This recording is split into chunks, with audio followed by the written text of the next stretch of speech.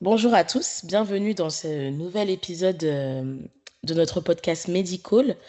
Alors aujourd'hui, on va continuer sur une série qui a déjà débuté depuis un moment, sur les séries hygiène, soins de confort et de bien-être, et nous allons parler des soins ORL. Donc bien sûr, je ne suis pas seule, je suis avec un médecin généraliste que je vais laisser se présenter.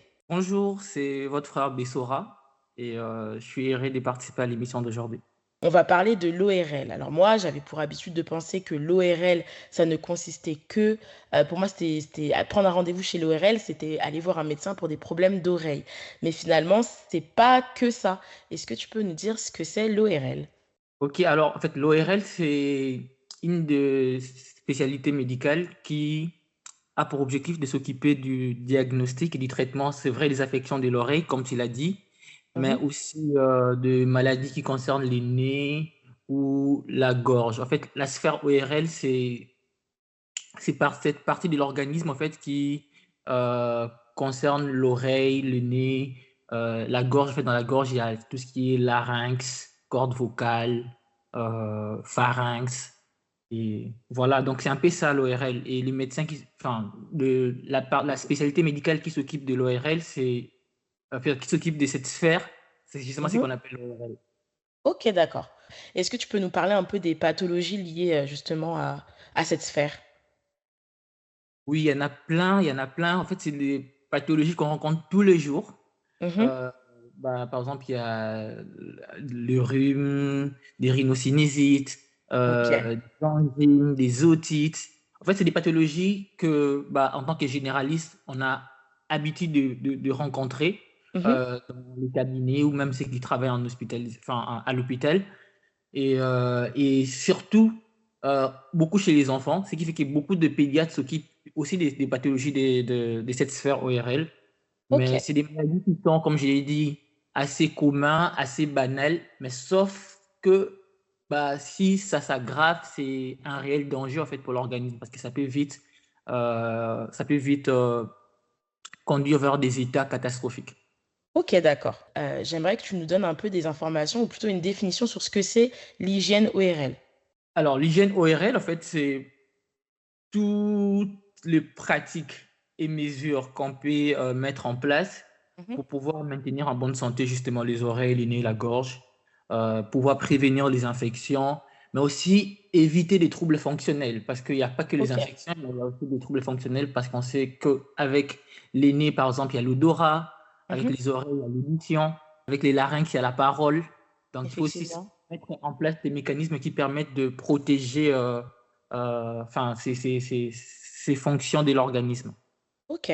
Du coup, comment ça se passe un peu cette hygiène des oreilles? Comment on fait? Alors, pour l'hygiène des oreilles, généralement, ce qui se passe, c'est le nettoyage des oreilles, Mhm. qui est généralement un réflexe anodin, mais en fait, de mauvaises pratiques sont source de sérieux problèmes. Je pense que c'est ça l'importance d'en parler, en fait, aujourd'hui. Ok. Parce que quand on parle quand même nettoyage des oreilles, moi je pense au cérumen par exemple. Est-ce que tu peux me dire si c'est plutôt un ami ou un ennemi? Parce que généralement, on a tendance à vouloir le combattre. Est-ce que tu peux aussi nous en donner la définition? Alors, les cérumen, c'est en fait une forme de substance, c'est une substance un peu en cire qui est produite par des glandes cérumineuses. En fait, c'est des glandes qui sont au niveau du conduit auditif externe, en fait, au niveau enfin, on va dire de la surface Mhm. de notre conduit de l'oreille.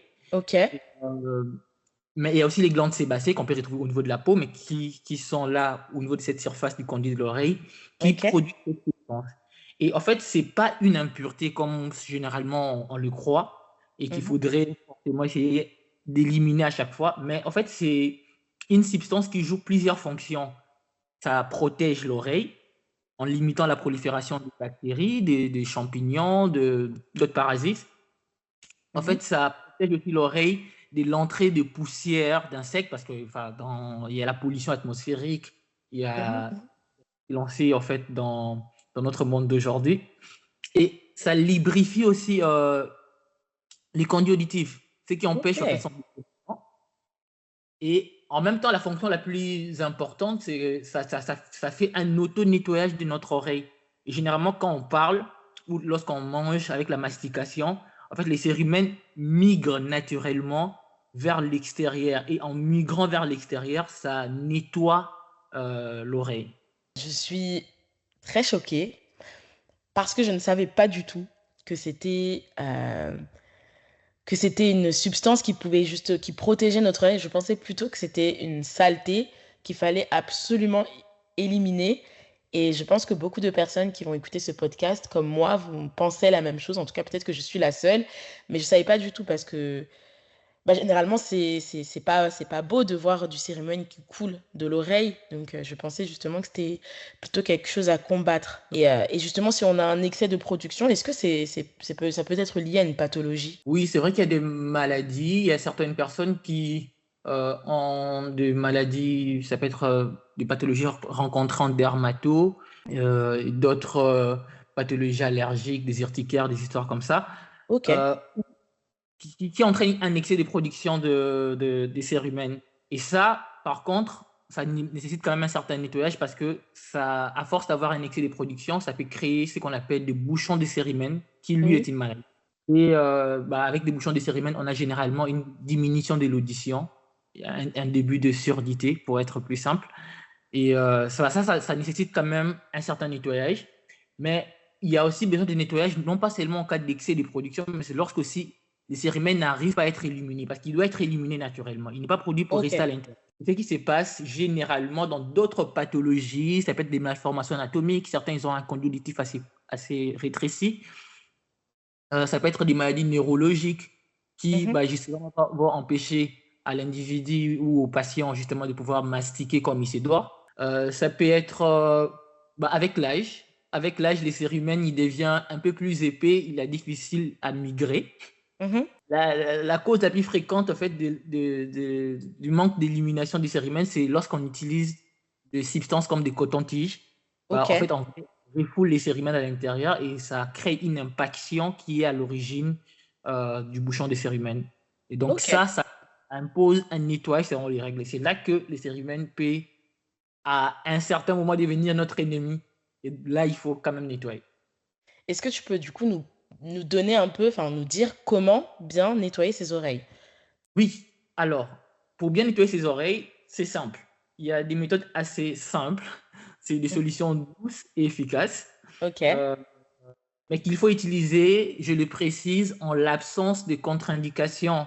Oui. Euh, Notamment, il y en a qui voient déjà leur ORL et ils savent qu'il y a Mhm. des performances tympaniques. Ce pas des méthodes que je conseillerais à ces personnes ou des gens qui ont déjà bénéficié d'une certaine chirurgie Mhm. d'oreille, bah, il ne faut pas utiliser ces méthodes qui sont assez simples mais efficaces. Ok. Et le premier, bah, il faut toujours nettoyer le pavillon de l'oreille, bah, utiliser un linge humide, bien séché, parce que c'est important de toujours bien sécher. À chaque fois quand on a parlé de l'hygiène, j'ai beaucoup entendu l'importance de bien sécher.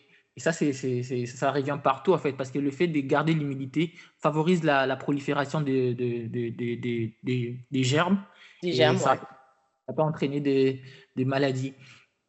Et quant au conduit auditif externe, en fait, la Oui. méthode la plus simple, c'est le rinçage sous la douche.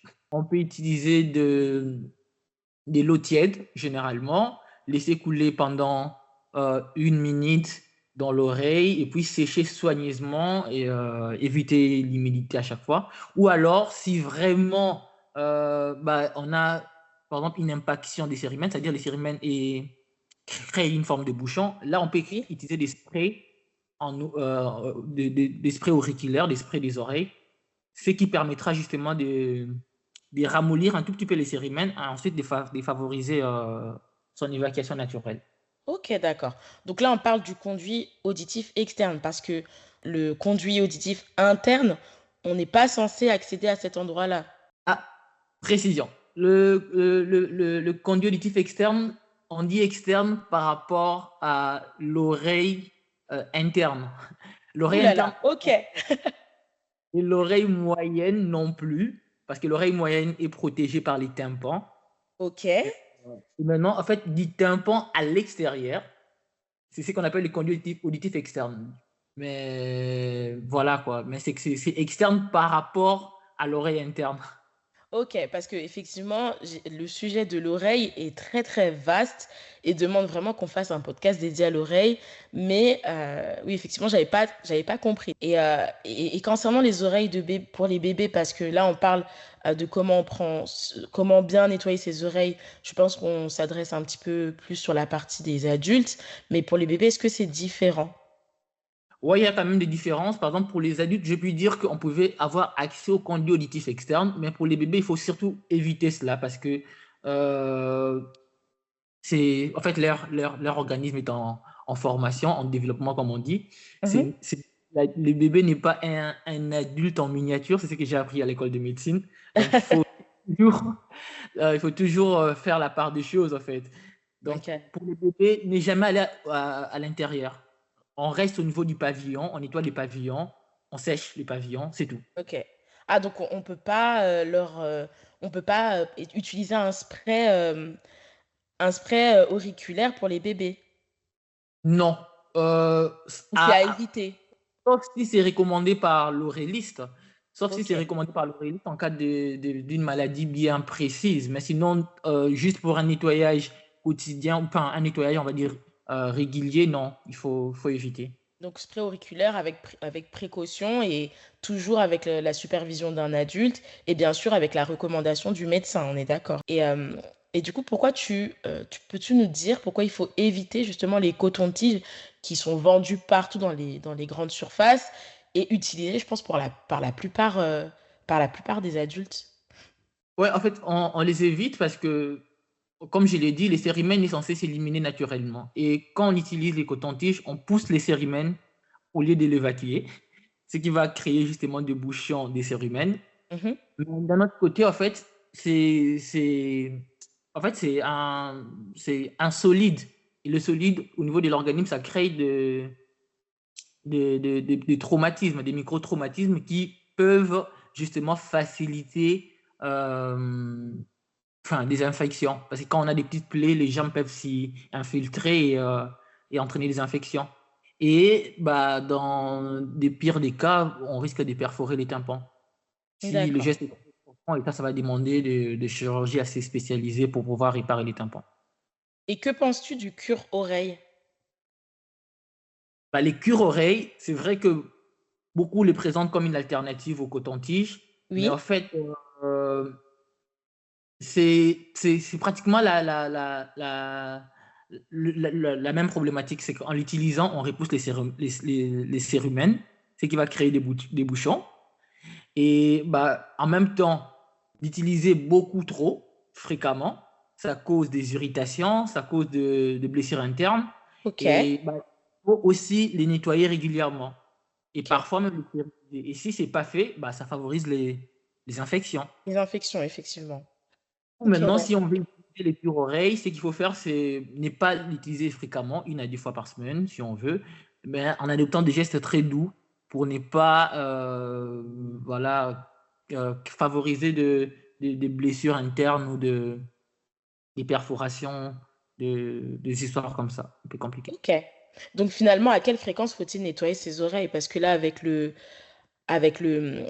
cure-oreille, tu nous as dit qu'il fallait peut-être 1 ou 2 fois par semaine. Mais finalement, qu'est-ce que tu préconises? Qu'est-ce qui est préconisé en fait par rapport à la fréquence de nettoyage des oreilles? Bah, comme je l'ai dit tantôt pour cure-oreille, même chose, 1 ou 2 fois par semaine. Ok. C'est déjà, si 1 fois par semaine, c'est déjà suffisant, largement Mhm. suffisant. Maintenant, si vous avez des problèmes d'oreille, par exemple, vous portez un appareil auditif, bah là, il faut nettoyer l'appareil fréquemment Ok. pour, euh, pour éviter l'accumulation des cérimènes. Et chez les personnes âgées, comme je l'ai dit tout à l'heure, bah, en fait, c'est des gens où les cérimènes ne s'éliminent plus autant. Là, on peut passer à 3 fois semaine et tout ça pour faire les nettoyages. Mais c'est vraiment des personnes âgées, hein, donc 70, Mhm. c'est une population gériatrique, comme on dit. Bon, un peu plus tôt dans notre discussion, on a abordé les maladies qui sont justement liées donc les maladies liées aux oreilles, au nez et au niveau du larynx. Et je sais que régulièrement, quand on est enfant, parce qu'on l'a dit, les maladies de l'ORL sont souvent liées à l'enfant, à l'enfance même. Et donc, on a abordé quelques maladies tout à l'heure. Est-ce que tu peux nous parler des otites? Parce que je sais que ça touche souvent les enfants. Alors, les otites, il y en a des grands groupes, on va dire. Il y a les otites externes qui touchent l'oreille externe, dont on a parlé ici par rapport au nettoyage, mais aussi les otites Mhm. moyennes. Et c'est ces types d'otites qui, généralement, revient fréquemment en fait, chez les enfants. C'est favorisé par déjà l'enfant est en croissance, et son organisme essaie de s'adapter au nouveau monde dans lequel il est. Et Oui, c'est aussi favorisé par des carences en fer, carences en vitamine D, des tabagismes passifs. Il y a d'autres situations intrinsèques ou extrinsèques qui favorisent les otites moyennes. En fait, ok, juste pour prévenir à répétition, en fait, pour ceux qui le peuvent, allaiter l'enfant, ça permet à l'enfant d'avoir assez de, on va dire, des anticorps ok, maternels pour pouvoir se défendre. ok, Mais dans d'autres cas, utilisez les laits recommandés en fait, par votre pédiatre, ok, parce qu'il y a des laits qui sont enrichis en fer et tout ça qui ont justement pour objectif de favoriser les systèmes immunitaires de l'enfant. Et ok. pour le parent qui fume, il faut éviter d'exposer l'enfant à la fumée du tabac. Bon, ça, je parle en général. C'est Oui, on que parle en général. on évite les tabacs. Et il y a éviter d'exposer l'enfant à des environnements qui favorisent des virus et tout ça. Et puis, Mhm, rincer les nez. Parce que, en fait, les nez et les oreilles, et même la gorge, ils sont liés. C'est la même sphère.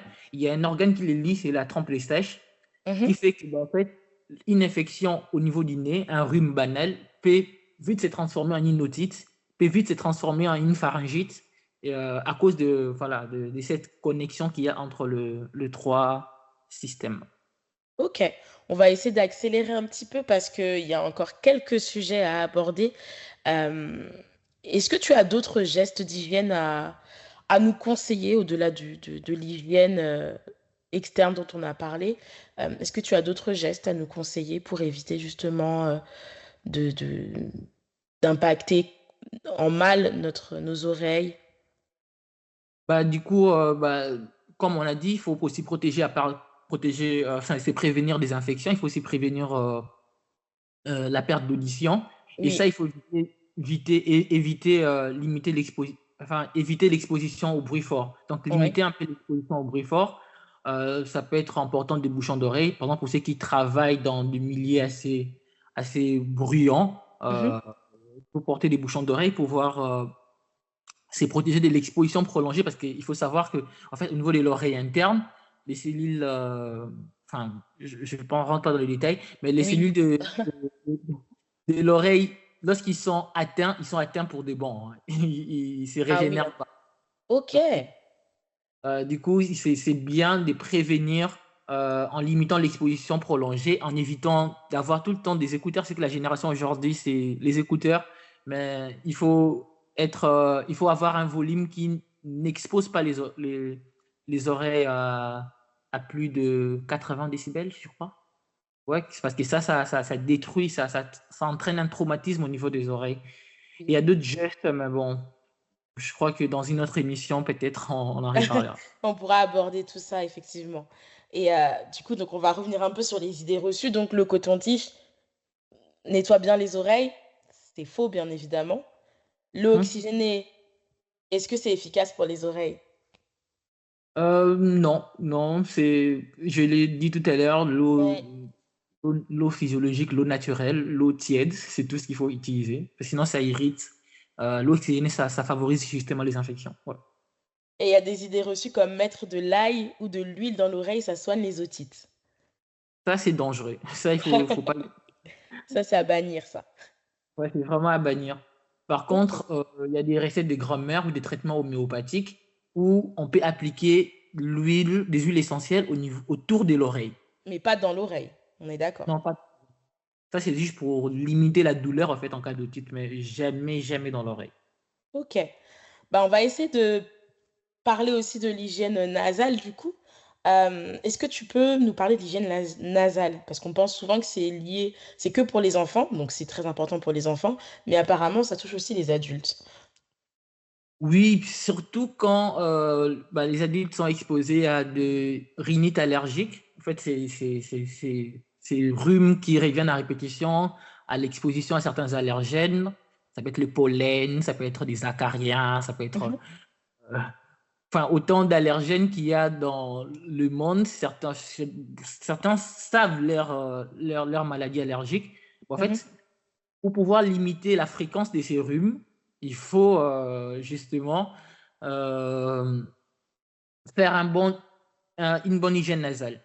Et chez les OK. enfants, c'est heu, important parce que ça permet de favoriser, en fait, le confort de l'enfant. Quand l'enfant est Mmh. bien, bah, il nourrit bien, il dort bien, et il y a une prévention contre les otites, les sinusites et tout ça. OK, d'accord. Et du coup, comment faire un lavage nasal? Bah, généralement, on utilise les sérums physiologiques ou la solution, la solution d'eau de mer, OK. heu, ça marche bien. En fait, laver les mains, on a parlé de nettoyage des mains récemment Oui, dans une émission. dans un des podcasts, oui. On lave les mains et pour les enfants, comme ils ont difficulté à se moucher, on peut utiliser un mouche-bébé pour désencombrer, les narines. Mmh. Ensuite, en fonction de l'âge en position de l'enfant, soit couché ou assis et on va irriguer doucement la seringue avec de l'eau physiologique à température corporelle, donc tiède, et tout ça, dans une narine et dans l'autre. Maintenant, il ne faut OK. pas attendre que ça retourne forcément, que l'eau revienne vers nous, non, parce que arrière, il y a ce qu'on appelle l'arrière-gorge, en fait. Donc OK. Ça l'eau descend. voilà, ça peut descendre sans revenir, c'est pas problématique. L'idée, c'est OK. vraiment, c'est juste de bien nettoyer, quoi.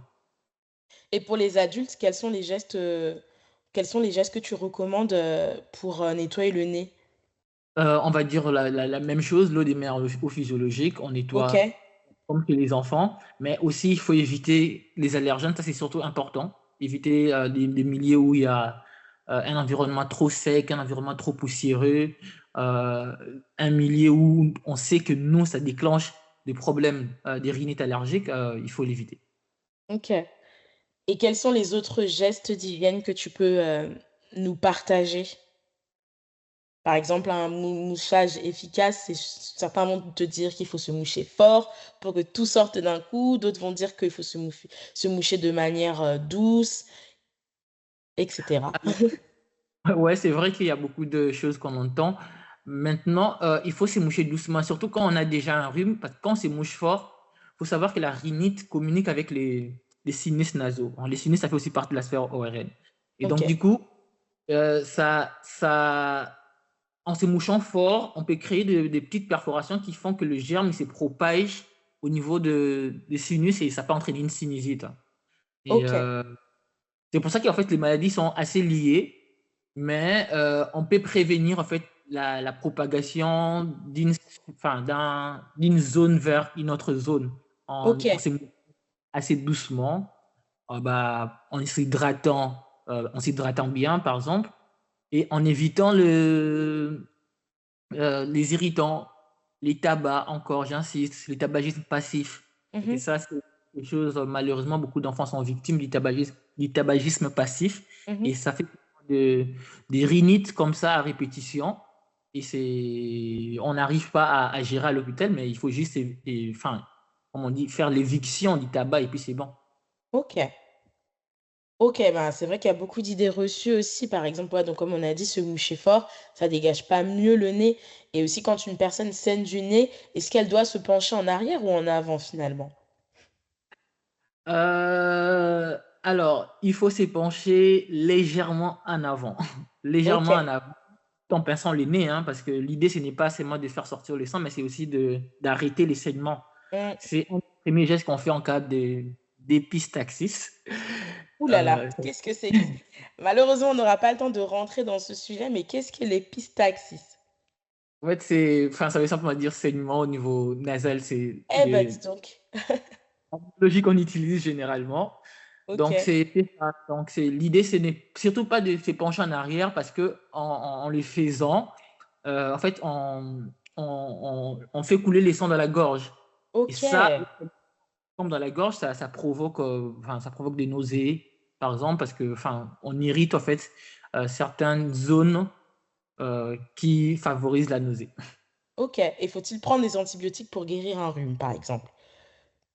Non, dans la plupart des cas, 80% des cas, non. Non, non, non, non, non. Parce que le rhume, il est d'abord viral, Mhm. ensuite post-viral, et il devient bactérien à la fin, quoi. C'est vraiment en cas de surinfection. Ok, Donc, d'accord. Ok. C'est vrai qu'on n'a pas beaucoup de temps. On va quand même parler de l'hygiène de la gorge, mais je voulais rapidement revenir sur le saignement au niveau du nez. On n'a pas forcément eu le temps d'aborder ce sujet, mais il y a beaucoup d'enfants qui saignent du nez. Ça arrive très souvent, qui saignent régulièrement du nez.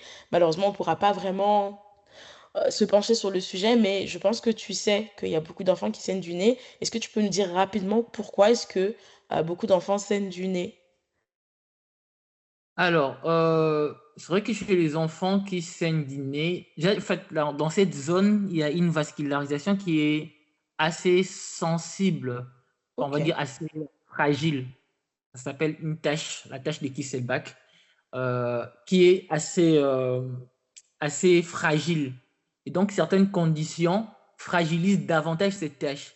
Ce qui fait que certains enfants, même en faisant des rhinites et des rhumes, en essayant de se moucher, ils peuvent favoriser les saignements. ok, Euh, à part ces conditions, on va dire, assez bénignes, il y a d'autres conditions qui nécessitent quand même une consultation auprès des l'oréaliste pour pouvoir voir si ça peut être d'origine, une origine catastrophique, pour pas entrer dans beaucoup d'infos.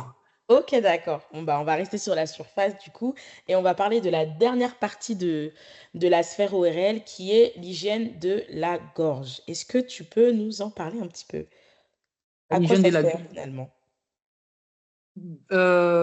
c'est la sphère laryngée, hein, parce qu'on avait dit oreille, nez, larynx. Et la Ok, sphère laryngée, c'est essentiellement la sphère qui nous aide tant dans la déglutition. Enfin, la laryngée, c'est plus dans la parole, donc dans l'effet de parler. Pharyngée, c'est plus dans la déglutition, par exemple.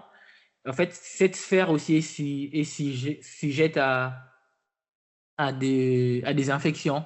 Et donc, bien boire, bien s'hydrater, éviter les tabacs, l'alcool, c'est laver les mains, parce qu'on en a parlé récemment. Ça permet enfin, ça transmet les germes au niveau de ok, cette sphère. Éviter le forçage vocal pour les chantres, pour les professeurs, pour tous ceux qui travaillent dans un métier où ils sont obligés à parler, bah, il faut éviter hein, les forçages vocaux. Dès qu'on sent que j'ai une voix cassée, j'arrête. ok, Je laisse la voix se reposer pour éviter des laryngites traumatiques et tout ça. Et il y a aussi un phénomène assez intéressant, c'est les corps étrangers. Généralement, il y a beaucoup de personnes qui, malheureusement, déjà les enfants, mais d'autres personnes, des personnes âgées, qui perdent leur mécanisme de protection laryngée. En fait, c'est des mécanismes qui permettent à ce que lorsque l'on mange, que la nourriture ne puisse pas aller dans les poumons, mais que ça puisse bien descendre dans l'œsophage. Et waouh, du coup, si ces mécanismes n'est pas au top, bah, il s'est fait que dans certains cas, on a des corps étrangers qui descendent au niveau de notre trachée ou au niveau des bronches. Et ça, c'est problématique, c'est parce que ça donne de pathologies assez sévères qui sont gérées ok, à l'hôpital. ok. Alors, est-ce que tu peux nous dire ce qu'il faut faire quand on a des maux de gorge? Bah, maux de gorge, bien s'hydrater, miel, tisane, ça c'est des alliés naturels comme on le sait. Mhm. Euh, Parfois, les gargarismes, ça aide bien avec de l'eau salée. Et Est-ce que tu peux parfois, définir le gargarisme, pardon, parce que tout le monde n'est pas au fait de ce terme. Les gargarismes, c'est le fait, en fait, de prendre de l'eau, Mhm. euh, généralement c'est de l'eau tiède ou de l'eau salée, ou même parfois un bain de bouche, dans certains cas, qu'on met au niveau de notre gorge et qu'on essaye de racler et puis on jette. Vous voyez, Ok, c'est ça que l'on fait souvent naturellement. On racle un tout petit peu pour essayer de nettoyer et on jette. Mais quand on utilise avec de l'eau salée a pour avantage d'attirer en fait les liquides qui enflamment les angines quand ok, on a des... Parce que c'est des principes d'osmose, comme on dit. Ça attire les liquides et ça permet de dégonfler un tout petit peu nos amygdales en cas d'angine. ok, Et d'autres traitements qu'on donne à l'hôpital, c'est des pastilles anesthésiantes. Ça aide bien aussi, mais attention, c'est mieux de toujours c'est les faire prescrire par un médecin parce qu'il sait voir que c'est une cause virale, donc pas besoin de traiter la cause, on traite juste la mhm, douleur. Si c'est une cause bactérienne et que tu prends des pastilles, ça masque la pathologie en traitant la douleur et bah, la ok, pathologie va progresser. ok. Et dans ces cas-là, c'est généralement, quand on masque la douleur alors qu'il y a une autre pathologie derrière, on est obligé de passer sur des antibiotiques. C'est ça? Ouais, on est obligé de passer sur des antibiotiques si c'est bactérien, hein, parce Oui, que c'est bactérien, oui. si c'est autre chose, bah, il y a d'autres traitements spécifiques. Ok, d'accord. Bah voilà, les idées. Est-ce que les antibiotiques soignent toutes les angines? Non, comme pour les rhinites, non, non, non, non. Les antibiotiques sont réservés à des problèmes bactériens. Donc, Bactériens. voilà. Ok. Donc on a fini et on se retrouve la semaine prochaine pour un autre épisode sur, enfin, le dernier épisode de la série des soins et de l'hygiène.